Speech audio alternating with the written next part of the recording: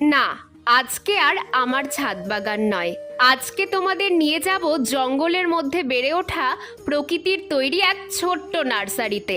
চলো তাহলে যাওয়া যাক। তোমরা আমার ছাদ বাগান থেকে যে ছোট্ট রাস্তাটা দেখতে পাও, সেখানে কত কি বেড়ে উঠেছে দেখো একবার। যার কৃতিত্ব আমার 1% থাকলেও বাকি 99% নেচারের তৈরি। দূর থেকে দেখলে এটা শুধুই জঙ্গল মনে হবে, কিন্তু ভেতরে গেলে খাজানা। কত রকমের নয়নতারা কোনো রকম যত্ন ছাড়াই বেড়ে উঠেছে এখানে। আর আমি সবচেয়ে বেশি খুশি হয়েছি এটা দেখে যে এখানে রজনীগন্ধা গাছও একা একাই হয়ে গেছে।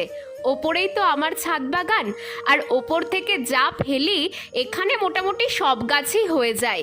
একবার ভাবলাম ওদের তুলে বাড়ি নিয়ে যাই, তারপর মনে হলো অযত্নে যখন ওরা এত আনন্দে বেড়ে উঠছে, উঠুক না ওরা নিজেদের মতো বড় হয়ে।